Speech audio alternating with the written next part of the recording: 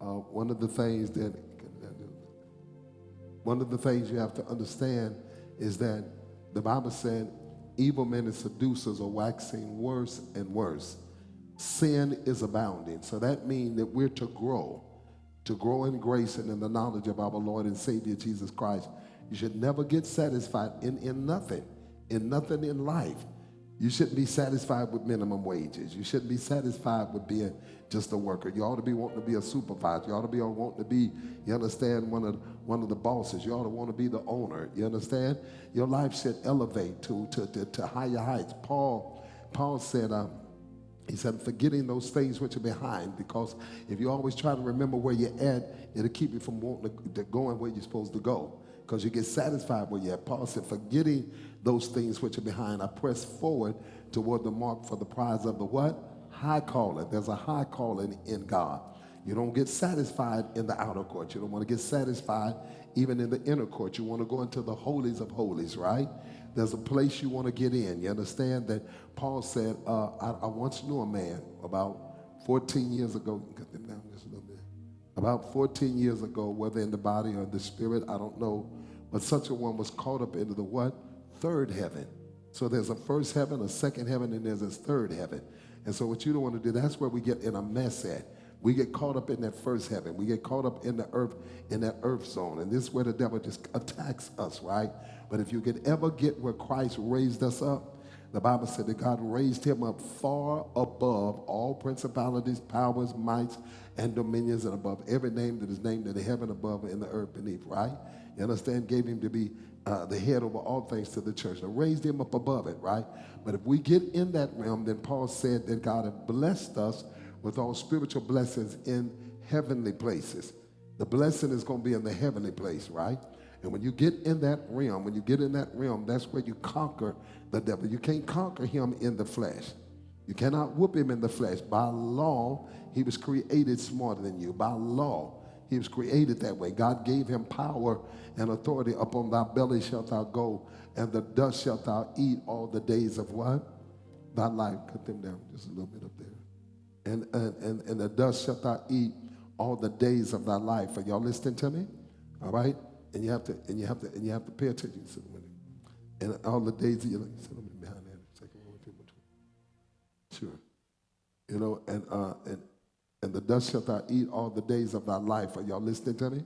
And so he gave Satan authority over the carnal nature. Now I want you to listen to me very, very carefully, because, you know, I was reading today, you know, how that in the book of Deuteronomy, how that after all that God done for the children of Israel, after all the miracles they done, all of the exploits, everything, they still rebelled. They still rebelled. And the rebellion come from a nature.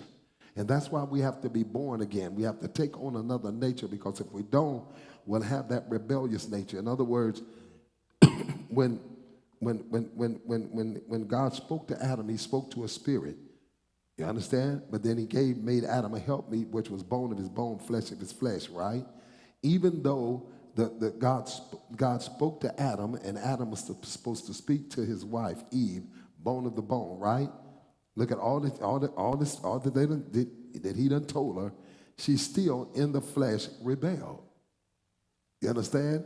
Soon as the devil come to her and start dealing with her sensual nature, her eye gate, her eyes, her ears, you understand? Her sensual nature, you know, it showed her that it was a tree that was pleasant to the eyes, a tree that was good for food, a tree desired to make one wise. You know, that flesh forsook God, just rebellion, to go after what it sees. Your carnal nature, you have to really watch it. Your carnal nature will forsake the Almighty God and go after what it sees. The spirit man don't worry about what it sees. The spirit man is geared to what it hears. But the carnal man, that's why we set up here, we hook and we crook, we work overtime, triple time, part time, double time, and then we come and we don't want to give God no time. Now watch how crazy it is. God gives men life, breath, and all things, right? Right? But watch now. See, when you get in the flesh, it look like Brother McCoy don't want us to work. Brother McCoy don't want us to prosper. Brother McCoy don't. No, I'm trying to get you to snap to reality, right?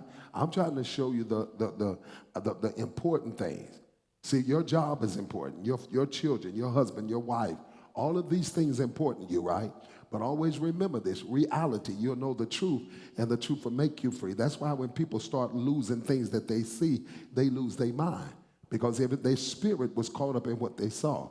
But reality says what you see is temporal.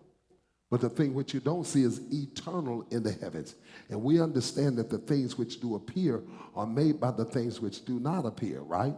So we're so busy getting caught up in the creature and have forgot all about the creator. We done got wrapped up in the resource and forgot about the source. Because you don't see him, the flesh is always geared to worshiping what it sees. You understand, evolving around what it sees. So it's your children. Your children's more important to God. I'd rather take my child to a game than come to church. I'd rather go to work than come to church. Now watch how crazy it is and show you how stupid mankind is, right? Now God gave to men life, breath, and all things, right? God breathed into the nostrils of mankind, and man became a what? A living soul, right? But now watch this now. Job caught the revelation. Job caught the revelation, and Job said, I esteem the word I esteem.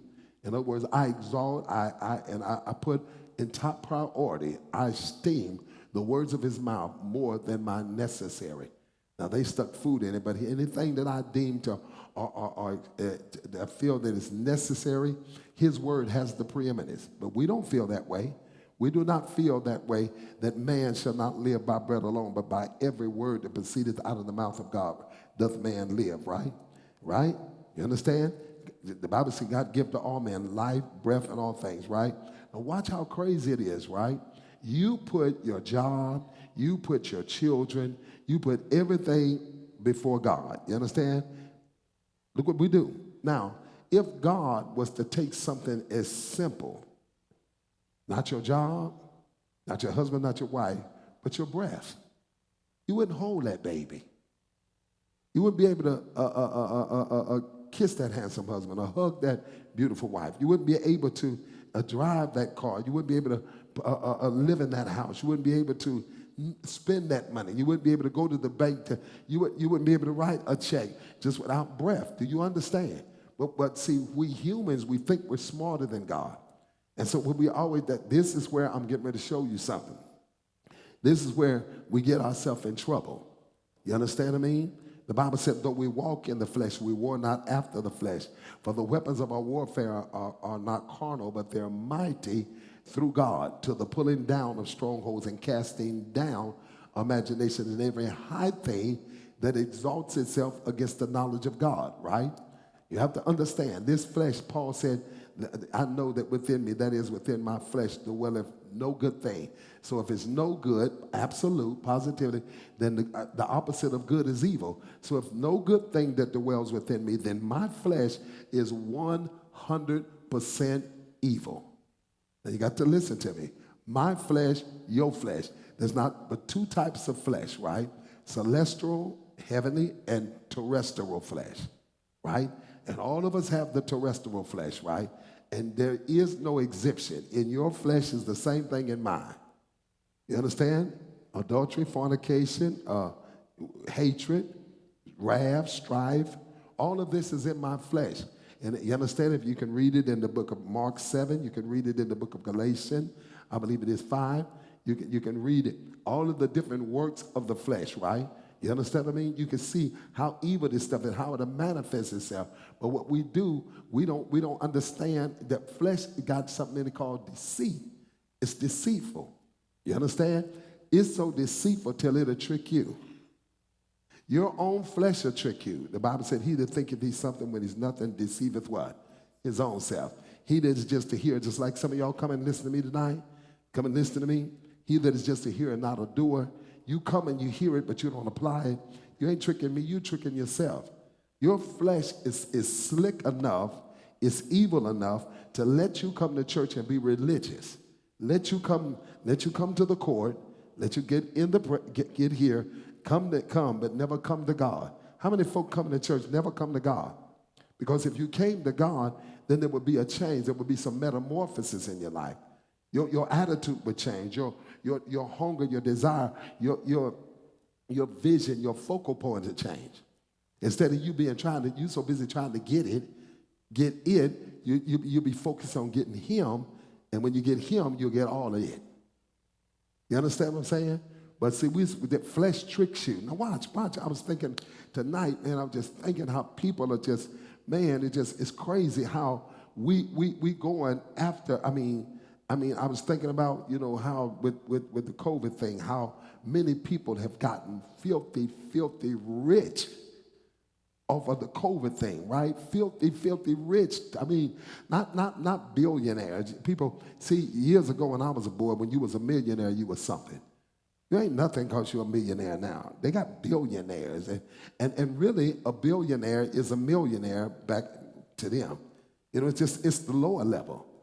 That's rich. But you got folks that are zillionaires and trillionaires and quadzillionaires. You know what I'm talking about? They got so much money till it's not even countable. But now watch now. I mean, just going after, just hooking, crooking, and killing, and just conniving, and just everything. Now, watch how deceitful it is. The Bible calls it the deceitful riches. The deceitful riches. Now watch.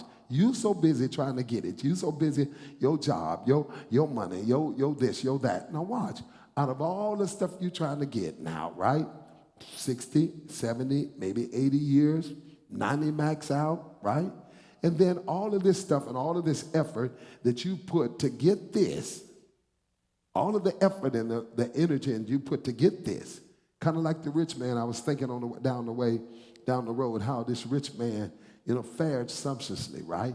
He got everything he wanted, but he had a beggar that laid at his gates begging the crumbs from the rich man's table, right? You understand? The Bible said the beggar died, too poor to have a burial. Angels came and got him. But later on, the rich man died, and he was buried. But he lifted up his eyes in hell, and he saw Lazarus, that's what the man's name was, in the bosom of Abraham. And how that the rich man told Abraham, let Lazarus come and dip his finger in the water and come to cool my tongue, for I am tormented, now pay attention, in the flame. I'm going to snap your reality tonight. I'm going to show you the reality of God. He said, let him dip his finger in the water and come cool my tongue, for I'm tormented in the flames. He said, he cannot come to you, for there's a gulf fixed in between you and him. See, in your day, you had everything, right? He didn't have nothing, right? But see, what he had a relationship with God, but you took all your time to get all of this stuff, right? And then ended up, all of this stuff you had now, you lost it, you left it there. Now you come here, have lost your soul. You've lost everything. You understand? When the obituary said she left behind, he left behind, they left behind, right? You're going to leave behind. There's no U-Haul procession behind no funeral. There's no U-Haul trucks behind no funeral processions. But look what we do. Look at our energy. Look at our effort. We step on people. We crook. We competitive. We got to get it. We don't care what we do. This the human nature. When I think about all the stuff that I went through and all the time, the pain, and I was telling somebody riding down the road tonight, I was thinking about how that the things that we done and like the things that we saw and did, how our mind was like set, right? That we could look at that stuff and it didn't even bother us. And I sat back sometime and I said, what kind of mindset did we have? What kind of, we would go in places that it wasn't promised you was coming out. But we would go in there like it wasn't nothing, Other folk would be around you, they be spooked out, you know what I'm saying? But like, you didn't it was something on you like, just like I don't care, you know what I'm saying? I'm down, I'm just, and the things that we saw, things that we did, right? Just like morbid, right? And there was no video games like Mortal Kombat. There was like no, you understand what I mean? It wasn't a lot of violence and stuff like, you understand? But look at the attitude. Now, you look at the people today, when these kids are sitting up playing video games and blood coming out, heads coming off, and look at the rap music. We had the Last Poets. That's the only rap music we had, the Last Poets growing up. That was the first rap group that ever come on the scene.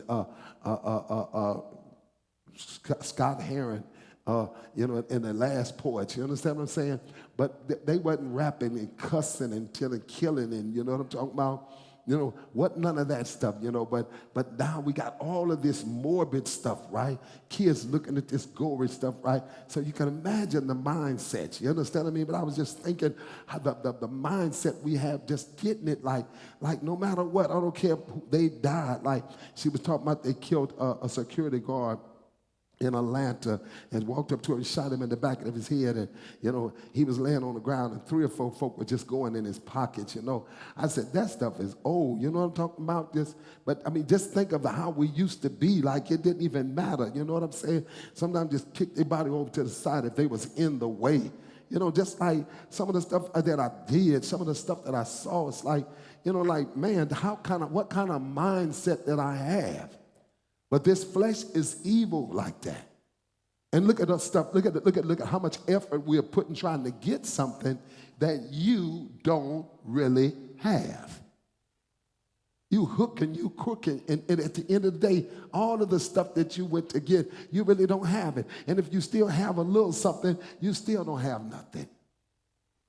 If you still got a house, you still got a car, you still don't have nothing. I wake up every morning and thank him for the cars he let me drive, the houses he let me live in, the clothes he let me wear, the money he let me spend, the food he let me eat, Thank him for the things he let me, because first of all, no matter what I look like I may possess on the face of this earth, in actuality, I don't possess nothing. Reality is this. Naked came you into the world, naked will you leave out. But we don't have that understanding. So we got this, I got to get it, I got to get it, I got to get it. Get it and do what? Folk get it and miserable. Folk get it, you understand, and tormented. Y'all listen to what I'm saying? But I'm trying to tell you, like, you understand, but I'm telling you, forget that. See? They tell you, the preachers, the pulpit's telling you, get money. If you don't have money, you don't have peace. You don't have money, you don't have joy. The preachers are preaching this, right? So the preachers are bringing us out of the heavenly zone down into the snake zone, right?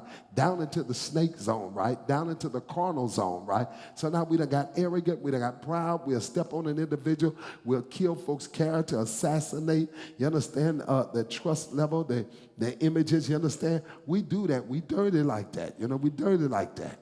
When you get in the flesh. Are y'all listening to me? And this is what happens. And at the end of the day, you have nothing. Nothing. Nothing. I don't care if they put you in a golden casket. You used to have nothing. The casket, if you dig it up, the casket is still there. If it hadn't rotted or rusted, it's still there. You don't take nothing with you. There's one thing that you can be guaranteed to take. When he, the Spirit of truth, the Holy Ghost has come, he will abide with you for how long? In other words, if I get God, I can keep him forever. What does it profit a man to gain the whole world and then lose his soul? Life does not consist of the abundance of things that a man possesses. What can a man give in exchange for his soul? The Beatles come out with a song, The Bible said, beloved, let us love one another. For love is of God, and he that loveth is born of God and knoweth God, for God is love, right?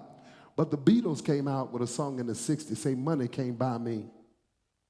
Now they might have not knew what they was talking about, but money can't buy me God. Money can't buy me God. How in the world you going to give money to God? God owns everything. You can't give him nothing. You can't give him nothing. How can you give him something that is already his? You can't buy him. Only thing you can do is commit to him.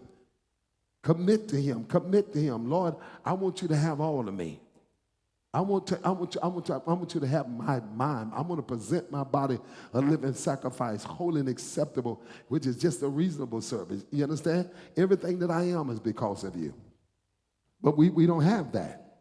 We work overtime, triple time, part-time, double time, and then get an attitude because you come in church and you're in church maybe 3 or 4 hours.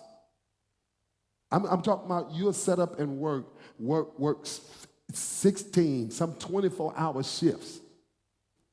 Sometimes just come home enough just to change clothes and go back to work, drive for miles to work, and then come to church and have a fit over 3 or 4 hours of service for something that's giving you the vitality, giving you the mind, giving you the will and the to-do to do whatever you do, but it don't have a preeminence in your life. And it won't have a preeminence until you get sick. It won't have a preeminence until you get paralyzed. It won't have a preeminence until you get in a dire strait and you realize that out of everything that I have, none of this help me now but God. You understand what I'm saying? There's people that have been on their deathbed, but they were rich. The people, you understand, been on their deathbed. They own all kind of property, but when they're on their deathbed, they can't call the real estate company. They can't call the bank because the bank can't give them what they need at that moment. And nobody, Walmart, Saks or Fifth Avenue, nobody can give you what you need at that moment but God. God gives to all men life, breath, and all things. But we count him like it ain't nothing. Look how we treat him. Look how we doing. Is he secondary in your life? And he's going to try you. He's going to try you. He's going to try you. You understand? You talk about I love the Lord. He's going to try you. He does things to try your love. Can I just show you just for a minute things he do to try your love? Go with me to the book of Deuteronomy, chapter 8. But this ain't what I'm ministering on. I got something else I want to teach on tonight. I'm just trying to, am I helping anybody so far? You understand? And you can't get no simple. I mean, see, sometimes if you look at the way Jesus taught, first of all, he said the things which the words that I speak, they are spirit and they are life, right? So you can't come in a carnal realm thinking you're going to get something spiritual. You got to pray and say, Lord, give me the mind, give me eyes to see. Y'all listening to me? Now watch this here. I'm going to show you. He's going to try you. He's going to try you. Or he's going to try you to the max.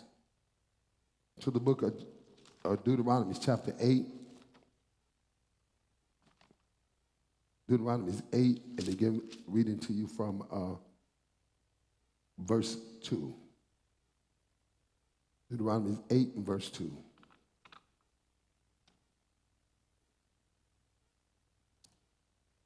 And he said, and thou shalt remember all the way which the Lord thy God led thee what? Led thee these what? These 40 years. Y'all listening to me? Led thee these 40 years in the wilderness to humble thee and to prove thee, to know what is in thine heart, whether thou wouldest keep his commandments or no. Now he said, if you love me, you'll do what? I'm sending you through to see how much you love me. To Deuteronomy chapter 13, verse 1.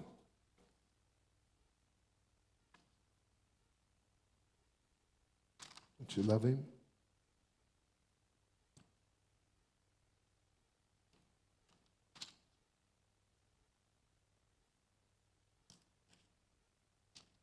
Hold on just for a second. I'm trying to find this other one.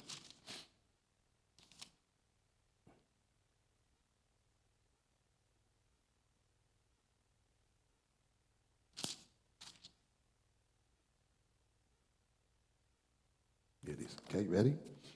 Deuteronomy 13 and 1. Pay attention. If there arise among you a prophet, those of you on the live stream, pay attention. He's going to try you. The Bible said the Lord trieth the righteous. He's going to try you. Think it not strange concerning the fiery trials. I'm testing you. I'm testing you because you'll never be able to do nothing for me until you love me with all your heart, all your mind, your soul, your body. You'll never be nothing for me. You'll never be able to do nothing for me till I know that you love me with all that you got. I'm going to try you. I'm going to test you. Young people, some of you, how many folks, do you really love the Lord? Are you just serving him for the fishes and the loaves, or do you really love him? He's going to try you. He's going to let things happen and see what it takes to make you leave the church. I mean, some of us, when somebody's in love, when somebody in love, sometimes when a woman is being abused, but she's in love with the man, sometimes when they say, why do you stay with him? It's almost unexplainable. My love is like super glue. I want to get away, but my love drives me. You got what I'm saying? See, love, appreciate. Love tolerates. See, love endureth all things. Love believeth all things. Here we go. Now he said, now I'm allowed you to, I sent you through the wilderness to prove, I've humbled thee and to prove thee, to know what is in thy heart, to know whether or not you would keep my commandments or no, right? And he said, Deuteronomy 13:1, if there arise among you a prophet or a dreamer of dreams, and giveth thee a sign or a wonder. Here's a prophet or a dreamer, and what he's giving you, the sign is coming to pass. And the sign and the wonder come to pass, second verse, whereof he spake unto you, saying, let us go after other gods, which thou hast not known, and let us serve them. Hold it just a minute now. You tell me, if a prophet prophesies and it don't come to pass, don't fear him. So if it don't come to pass, don't fear him. But this man's prophesying the stuff coming to pass. Touch not my anointed, do my prophet what? But no, this man's prophesying, and this stuff is on point. But in the next voice, he's trying to get you to serve another God. Wait a minute now, you sending a prophet. Now this prophet's prophesying, and what he's saying is on point. But the next voice, he's telling you to come, let's serve some other gods. Watch that third verse. Third verse. Thou shalt not hearken unto the words of that prophet or that dream of dreams. For the Lord your God proveth you, I'm testing you, to know whether you love the Lord your God with all your heart and with all your soul. I'll send you a prophet and let him prophesy, and then let that thing come to pass, and then let him turn and go in another direction and just see if you'll follow him. Just to test your love. Just to try your love. There's so many little things he do to test your love. Watch this. 2 Chronicles. 2 Chronicles. Chapter 32 and verse 27. 2 Chronicles 32 and verse 27. Better get in that Bible. You better know God for yourself. So y'all set up here leaning on the preacher. You better lean up on God. Never, never, never love your pastor more than you love God. You setting yourself up for hurt.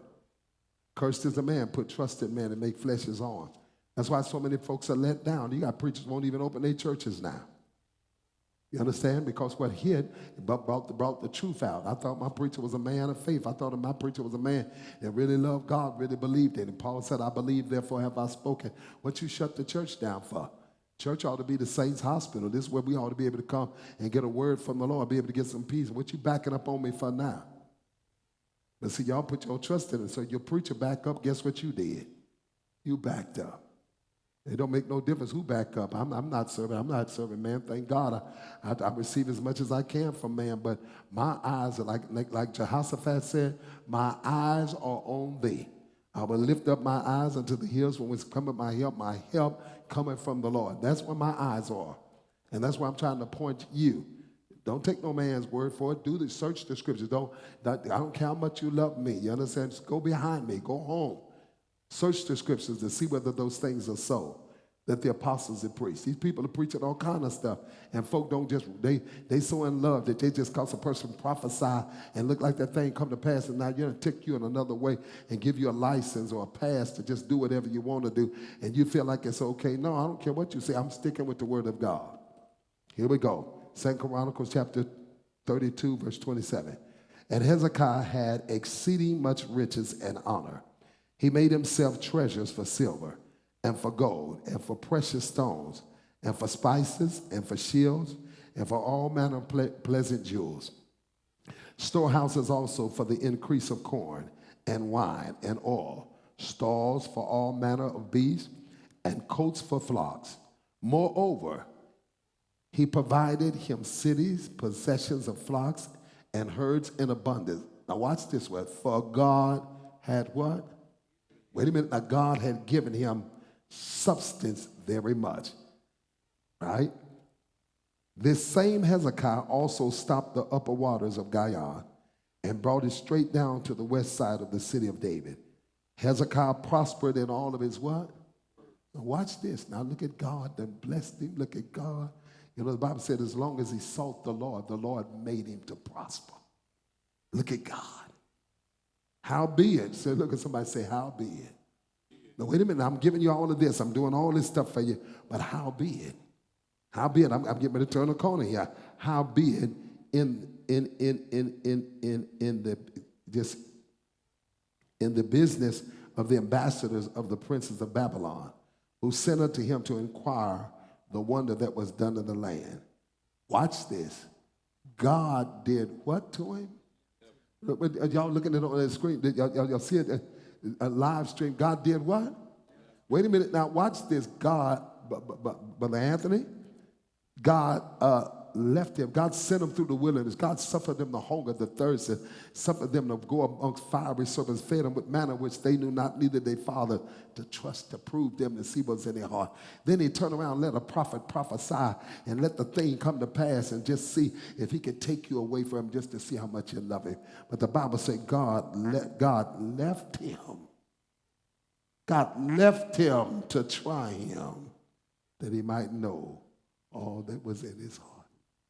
Sometimes I'll walk away from you. I'll leave you.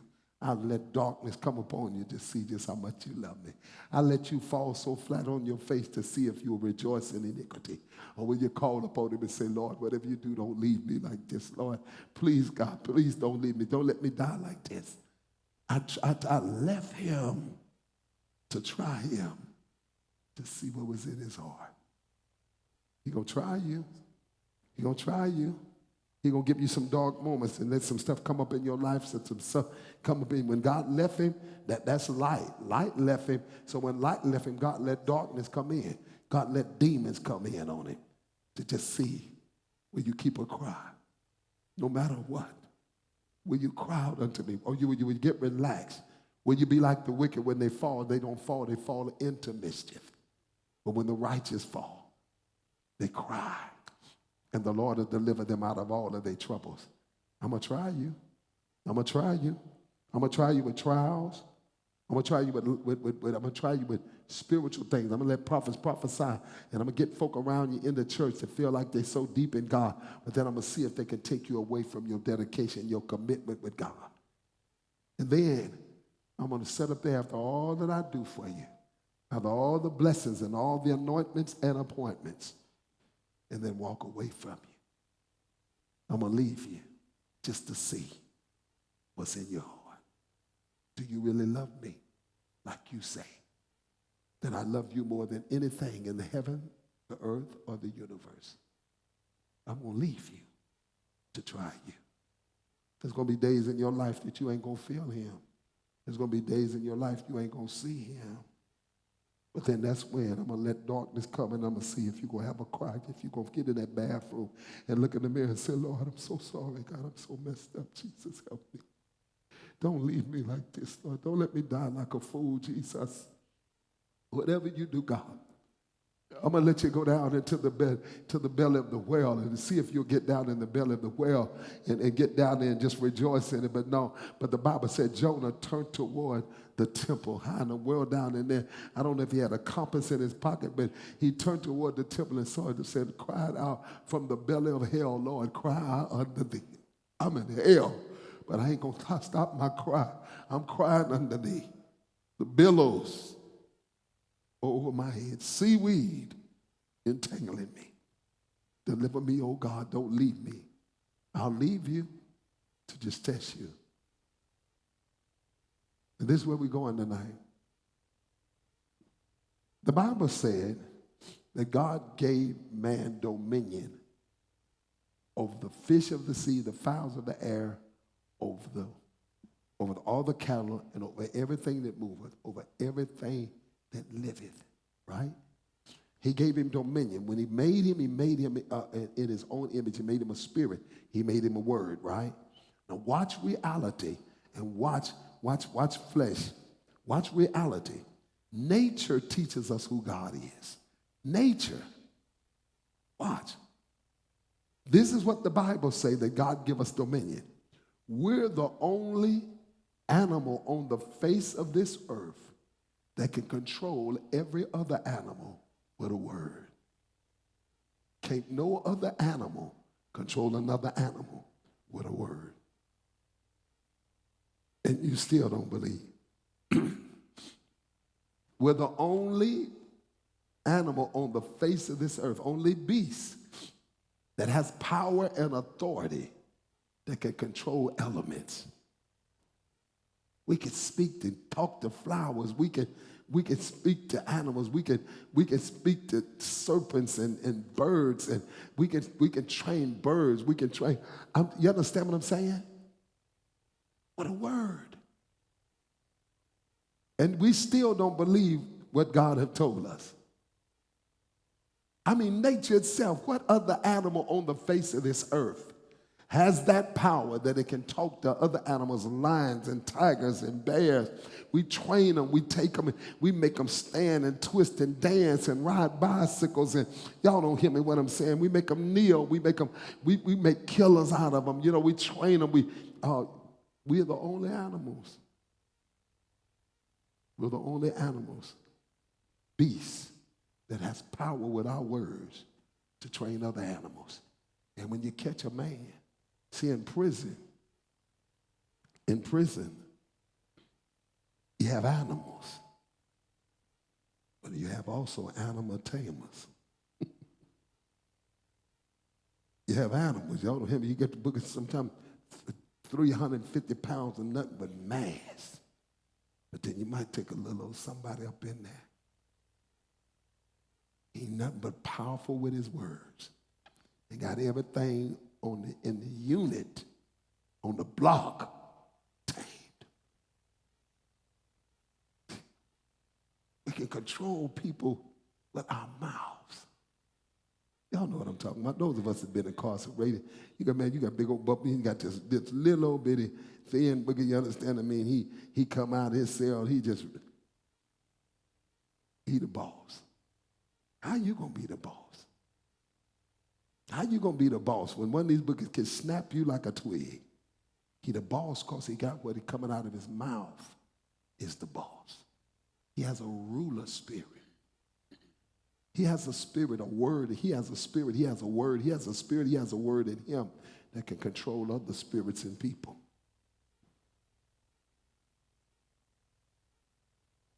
We can control the beast with our mouths. And you got to doubt that God is real. You're made in the image and likeness of God. If you got that much power over beasts, just think how much power God got over all creation. To the book of Genesis. See, this kind of stuff it ain't deep. It's just reality. It's just stuff that be on my mind. See, because I want to go to another realm. You understand what I'm saying? We're made in his image and his likeness. Now imagine what kind of power you have with your words. Imagine what he can do. To the book of Genesis, chapter 8, and begin reading to you from verse 22. Now, I want you to listen to me because I'm going to deal with you. I'm going to show you reality. I'm going to give you reality today. Those of you on the live stream, I hope I'm saying something to you. I mean, it's amazing how that we don't, you know, people say they don't believe in God. There's stuff that make you believe in God, you know. I mean, if you look, when we was in school, and folks say they're atheists and stuff like that, but when we was in school, whether you are atheist or what, you have to abide by the rules. Now, they changed it recently, but they changed it. They changed it, but they can't change it. I said they changed it, but they can't change it. When we were in school and we were studying history, and we would study history when we would study, you know, the medieval times and Egyptian times and the prehistoric times. Y'all know what I'm talking about? You know, the caveman had another name for him. Huh? Neanderthal, that's right. Neanderthal, right? Okay, when we were studying that, right? You got it? Well, what they would do, they would say that was like so many thousands of years, but watch how they did it. Now, they didn't call themselves trying to take it away, but you can't stop it because it's already in play. They would tell us that these were so many millions of years AD. right? So many millions of years AD, right? And then they say that the Civil War was in 18-something BC, 17-something or 18-something BC, right? So how in the world is time has to do with a man named Jesus? When he rose from the dead, time stopped and went in opposite directions. When you count 1, 2, you count progressively. You never stop counting this way and start counting this way. When he rose from the dead, it was BC, 1 BC, 2 BC, 3 BC. But they took the BC and the AD off because they didn't want nobody to know it was before Christ or after he died. But no matter how you take the BC and the AD off of it, it's still the same numbers. When he rose from the dead, he changed the number system. He made things begin all over again. The number system had to start all over again. Now, whether they take the BC or the AD off of it, it's still in effect. You can't stop it. It's already done, whether they believe it or not. But see, we was growing up, remember? The AD, the BC, before Christ, after he died, AD, after he died, that's how time started. You understand? After AD, 1 AD, now we 2022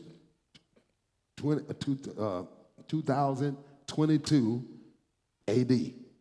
You got it? You understand what I mean? 2022 years after he died. Now what happened all them years before he died? When he rose from the dead, he changed that whole number system. Take the AD off of it and the BC off of it if you want to, he still got something to do with it. He's so powerful when he rose from the dead. I mean, I'm talking about in the natural. In our natural, this man rose from the dead and changed our numerical system. And you still don't believe. See, little stuff like that, little things like that, you understand, make me a believer. You understand? I mean, how in the world can a man rise from the dead and change the number system? And then you want to sit up and doubt that he's real. I don't care who said they wrote that Bible. You can't change that. So let's talk the truth right now. Let me give you reality. Let me show you something, that this is in effect. But see, humanism, because we play with stuff and we think we can change rules and regulations. You can't change nothing. In the book of Genesis chapter 8, see, this is what this stuff you learn. It's stuff you learn. And I don't want to be 100 years old and learning life, and they got to die, and it don't do me no good. I'm learning. I'm not just going to be a hearer. I'm going to be a doer. Lift your hand and say, Lord, don't let me just be a hearer. Let me be a doer. I'm tired of tricking myself. All right? This is my benefit. This is the word is God. So every time I receive God and do God, I become more of God. Y'all listening? Genesis 8:22. Pay attention. Reality. You'll know the truth, and the truth will do what? While the earth remaineth, stomp your feet. Stomp it again. Say, while the earth remaineth, seed time and harvest. Meaning you're going to sow, and then you're going to reap what you sow. And cold and heat, summer and winter, day and night shall not cease. As long as we're on the face of this earth, there's a law. There's laws. There will be seed time. There will be a time to sow. And there's going to be a time for harvest. Out of the mouth of 2 or 3 witnesses, let every word be established. You ready? To the book of Ecclesiastes chapter 3, verse 1. Ecclesiastes 3 and 1. Now pay attention to this. Satan knows stuff. Man, can I tell you something? Satan don't have to do nothing. All he has to do is get you to sow. He don't have to do nothing. All he has to do is get you to sow and step back and watch your own harvest kill you. All he got to do is get you to sow, and what you sow gonna come back to haunt you. I'm gonna break this thing down to you tonight. That's why we mean and don't think nothing about it. That's why we do stuff and don't think nothing going to happen. You know, the children of the world are wiser than the children of light. Are y'all listening to me? And watch this. In the world, we had sayings. What goes around. And did we say that? Did we say that? We knew that. We accepted that. We would talk about the law of the law of average. You remember we talk about the law of average, you know, even when we would be shooting dice and stuff, we knew eventually. We already knew, we didn't expect to be hitting, licking all night long. We expected eventually we were going to what out? We accepted that. We knew that. And that's why we would take and put a little stash in our pocket as we rolling. You know, if anybody was smart, you would take and put a little bit of it in your pocket, put a little bit, you understand, put it in your sock, you know what I'm talking about? Because you knew eventually, you know, we knew eventually I'm going to crap out, but since I'm going to crap, I ain't losing all of it. Sometimes we walk away from the table like we done lost what was in our hand, but they don't know we done put a bankroll in our pocket. We walk from the table, man. Y'all don't hear me? Because, you know what I'm saying? You see what I'm saying? Because if you walk away with all the money in their pocket, the people around you, oh, man, you going to leave like that, man? You going to leave like that? So we couldn't let them know we was leaving with some stash. But we were stashing because we already knew the law of average. What goes around what? You're going to win some and you're going to what some? It's just the law. It's night, day, winter, summer, cold, and heat without cease. We have that understanding. What goes around comes around. We have those understanding, but we get saved and then we lose principles. We lose principles. We think the laws change. As long as the earth remains, it's going to be seed time, harvest, night, day, winter, summer, cold, and heat. Ecclesiastes 3. Ecclesiastes 3. Y'all ready for some church? I'm helping myself today. I'm eating. Ecclesiastes 3 and 1. To what? To everything there's a what? A season is a duration of time designed to bring about change. To everything there's a season and a time. Now, that means a time is a period in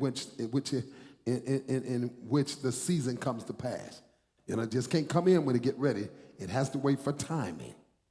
To everything. Not snap to the reality. To everything. That's why some of you been sowing. I'm going to show you in a minute. Some of you been sowing in tears. Some of you been sowing in tears. Some of you been bearing precious seed and sowing, going through stuff in your home, going through stuff in your mind, going through stuff with your children, going through stuff in the church, going through stuff on your job. But you've been sowing in tears. You ain't been trying to retaliate or nothing. You just been crying out to God. But the Bible said, without a doubt, you're going to reap in joy. You're sowing in tears, but you're going to reap in joy. Here we go. And he said, to everything there's a season and a time to every purpose under the what? Under the heaven. A time to be born and a time to die. A time to do what? A time to plant, or better yet, a time to sow. And a time to pluck up that which is what? So that means now as long as the earth remains, seed time and harvest. So to everything is a season and a time. To everything. A time to plant, and then a time to pluck up that which is what? Planted. Oh, let's have some church, okay? Y'all ready for it? Go with me to the book of Galatians, chapter 6. Galatians 6. See, people play with stuff. That's why you have to understand. And then like I tell them, yeah, you create a storm and get mad because it's raining. You know? How much stuff that you done sold? How many things you done sold? Like I tell you all the time, if you hit me, then you did arithmetic to me. You added something to me. But if I hit you back, I sow a seed, and it turns from arithmetic to mathematics. I sow a seed. How many seeds do it take for a tree to grow? Talk to me. One seed, right? Now watch now. How many seeds does it take to make a tree grow? One seed, right? From one seed, you get one tree. But on one tree, you get many fruit. And in many fruit, you get many seeds from one seed. Look at all of the stuff that you bring into your life because you want to do tit for tat. You hit me, you added a punch to me. But if I give it to the hands of God, this vengeance is mine, saith the Lord. That's where to stop, one punch. But if I hit you back, it turns from arithmetic to mathematics. Arithmetic is adding and subtraction. Mathematics is multiplication, division, and fractions. You see, it goes from arithmetic to mathematics. You got it? When I hit you back, I'm sowing a seed. I'm going to show you something in reality. You can play with this thing if you want to. See, we play with stuff. We play with life and then wonder why life is killing you. Wonder why life is killing you. Because you don't follow the rules and the regulations of life. God is life. God is life. And God is life, and in him is light. That life is the light. You can't cheat life. You can't cheat God. You can't change the rules of God. You can't change God. He's the same yesterday. You understand? Forevermore, he's the Lord thy God, and he changed that. You can't change the rules. And so you come on the scene with our smart, dumb self and think we can change the rules and the regulations and wonder why we have misery. You understand? Live in hell and then got to die and go to a devil's hell. See, people don't understand this. God let demons that are in chains, they're in chains. He let them loose and send you through hell in your mind, your anxiety, your frustration, your depression, torment. Give you touches of hell. Give you touches of hell. Let them touch your body. Let them give you pain and give you anguish and let you feel touches of demon. Let you feel touches of demonic forces. But on the face of this earth, you understand, they're limited. On the face of this earth, you got prayer warriors, got people interceding. On the face of this earth, he can only go so far. But imagine now, set up there going through some hell, but the devil's limited to what he can do and how long he can do it, because in the earth zone, everything has a time. A time to sow, a time, to sow, a time for harvest, right? Winter, summer, cold and heat, right? Everything there's a season and a time, right? Everything is governed by times in this realm, right? Right? So he can only do so much, right? These light afflictions are but for what? A moment, right? Weeping may endure for a night, but joy is coming in, right? You understand? So he can only do things for a time. Now just look at some of the torment that some of you have gone through. Those of you in the live stream, just think of some of the pain, the anguish, so much so till you were suicidal, till you were to the point like, I don't even want to live no more. I mean, just think of some of the demonic forces that had you so messed up that you couldn't sleep and just tormented and messed up and on drugs, just demons of drugs and alcohol and stuff hurting you and sick, and you still drinking and drugs. You're still hurting, and just the torment, you understand what I mean? The abuse, right? Now imagine now being somewhere where these demons, there's no God, there's no prayer warriors, and there's no time of how long they can do what they do to you. I'm giving you, I'm letting you see right on the face. I'm giving you a touch. They can tell you that hell ain't real if they want to. But see, people are experiencing hell. When you them demonic forces, you understand what I'm saying? The Bible said the wicked shall be turned into hell. And every nation that forget God, whatever hell is, I'm going to turn you into it. You're going to get a taste of it.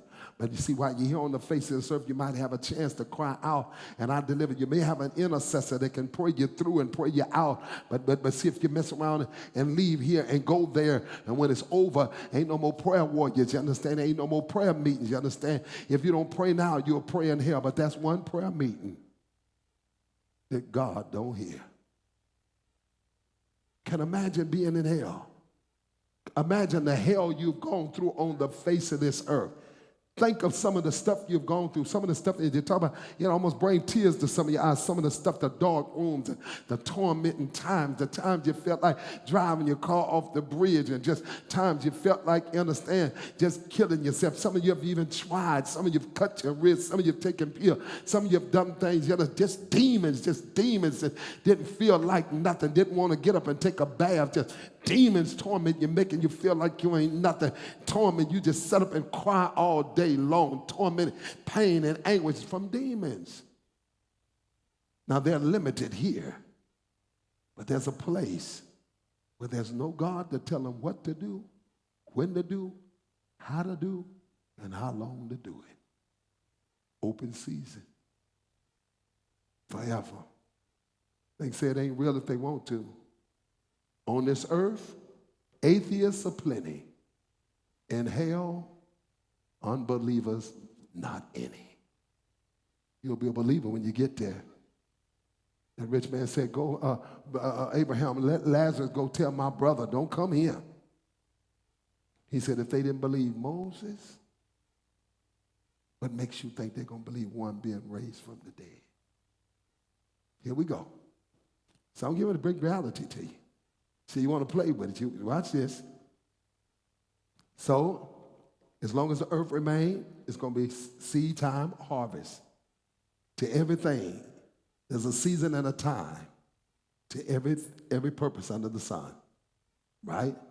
A time to be born, a time to die, a time to plant, and a time to pluck up that which is planted, a time to reap what you saw. To the book of Galatians, chapter 6, verse 7. Put that up. Get that air conditioning. What is it on?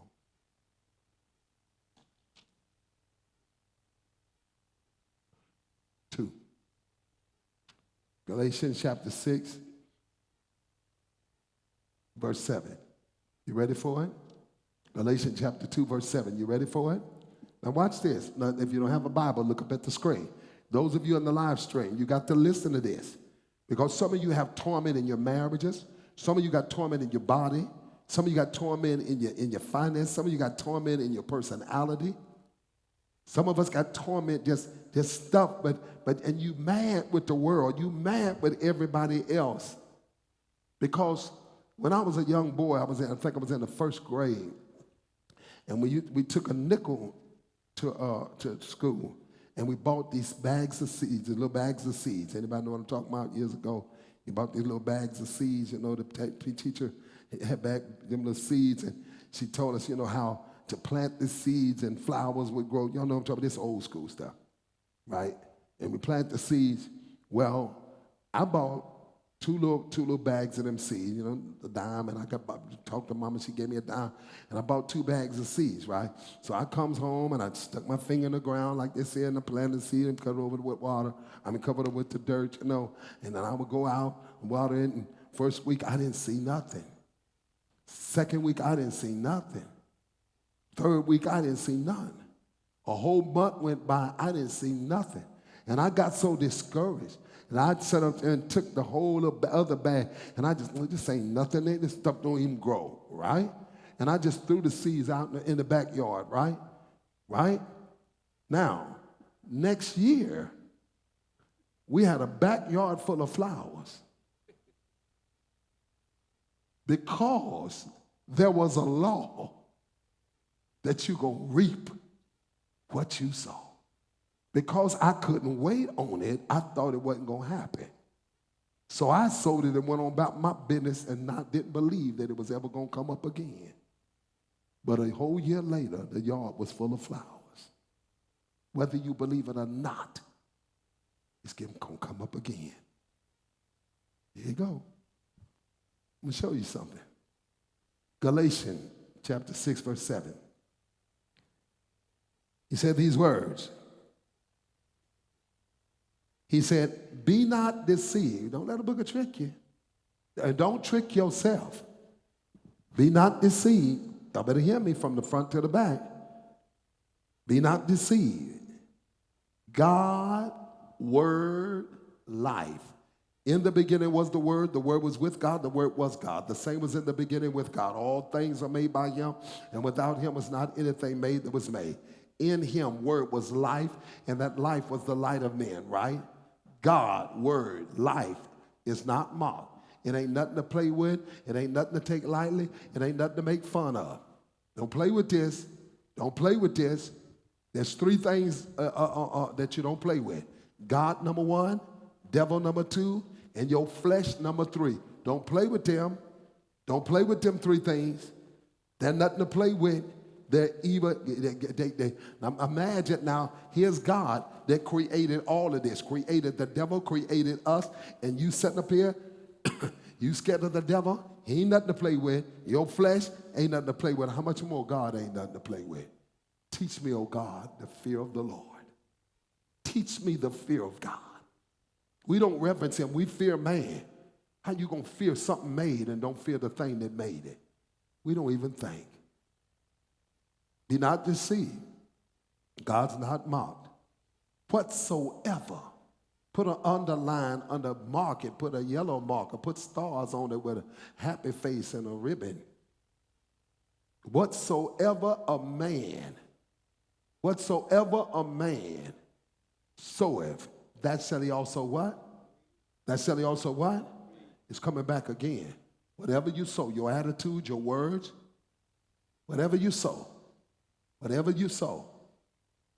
it's going to come back.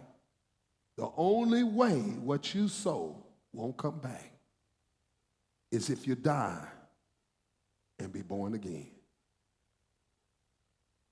That's why God gives us a whole new lease. Therefore, if any man be in Christ, he's a what? He's a what? New creature. Old things are passed away. Behold, all things become what? See, that's why it's so important to get born again and get saved, because you understand, you died to those things. You can't collect from a dead man. You can't collect from a dead man. You understand what I'm saying? But if that dead man wakes back up and come back alive and go back out and come back alive, then he has to be charged with the bill that he once left. That's why when you go back, it's 7 more waiting on you. You know what you call them? Don't call them demons now. Call them bill collectors. Don't call them demons. Call them bill collectors, because they're coming back to collect on everything you sold. Call them bill collectors. Don't just call them demons. Call them bill collectors, because they're coming back to reap what to make you have to collect on the thing you sold. So you want to go back in the world? So you're going back to your debt. The Bible said, be not deceived, God's not mocked. Whatsoever man soweth, that shall he also reap. Here it is. For he that soweth to what? Shall soweth to his what? Soweth to your carnal nature, absent, void of any wisdom and knowledge of God. He that soweth to that flesh, Paul said in Romans chapter 7, I know that within me, that is within my flesh, dwelleth what? Dwelleth what? Dwelleth no what? Dwelleth no good thing, right? So now if good is the opposite of evil, then my flesh is 100% evil. He said, when I would to do good, evil is what? Present with me, right? You understand? So this is 100% evil. So when I sow to my flesh, I'm sowing evil. That's every time you get in the flesh. That's why you got to be careful. You can't play around with attitudes and spirits. You can't do it. You can't do it. You can't allow yourself to get in the flesh. That's what was killing us in the world. That's what brought so much death. He that soweth to the flesh shall of the flesh reap what? Corruption, corrosion, decay, destruction. You sow to the flesh. And it's sad how we sow to the flesh, and then we just like pull a rabbit out the hat, like you gonna just sow to this flesh, understand, commit fornication, commit adultery, and ain't nothing gonna happen. Like I tell the young folk all the time, and some of you old folk, you understand, you can bear witness. You can raise up a white flag on them and let them know they might get by, but they ain't getting away. They ain't getting away. They don't know what done crawled up in them, see? Can you imagine that when Jesus walked into the tomb and the man was cutting himself and he was possessed with demons, and Jesus said, what is your name? And he said, my name is Legion, for we are many. Now watch. The Bible said when a man joined himself unto a harlot, they two become 2 can be different, 3 can be different, 4 can be different, 1 can't be different. So when you join, just think of who would have got joined with that man in that tomb. If he had legion, how many legions did you pick up that night? What did you pick up from that person? What did you pick up from that man? What did you pick up from that woman? What did you pick up from them? What did you get from them? So you're so busy looking at a scab or looking at a discharge. You're looking at something burning. You're looking at a fever. You're looking at, but you don't understand. You didn't see something crawling. He said, he that fornicateth sinneth against his own body. He that committed fornication sinneth against his own body. You sin. You literally violate your own body. And you're going to get sick. Saints, older people, you're going to get sick. Whether you get physically sick, whether you get mentally sick, you're going to get sick. Something going to happen. Now you can set up there, it don't be for the grace of God. Some of us right now, being as promiscuous as we was in the world, we ought to be crazy. You wasn't nasty and unclean like that before you got with that dude. You wasn't all out of whack like that. You weren't gangster-minded and nasty and vindictive like that. You were a sweet young lady. You was a kind young man. You were a straight man. You was a straight woman. Now all of a sudden now you just got with that woman and now you sitting up there, you think you can be with a man? Man? You can be with a woman? Where did that come from? Well, you might have just laid down with somebody that was a bisexual. You might have just laid down with somebody that been used to menage a trois. And you understand it. You don't understand what that crawled up in you. And now it's all in your thoughts. It's all in your spirit. You played with it because you didn't see nothing in the natural, but you don't understand. It's the unseen thing that gets you. You sow. You reap. You don't see it. You don't see it. Because you don't see it. Because you don't see it. Because you don't see it. Tonight be the last night of this. Because you don't see it, don't mean it ain't happened. In the day you eat thereof, you're going to die.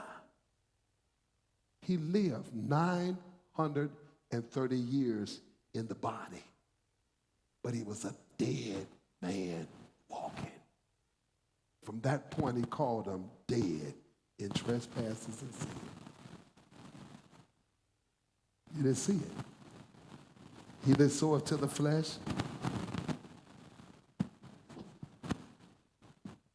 he that soweth to the flesh shall of the flesh reap corruption, but he that soweth to the Spirit shall of the Spirit reap what?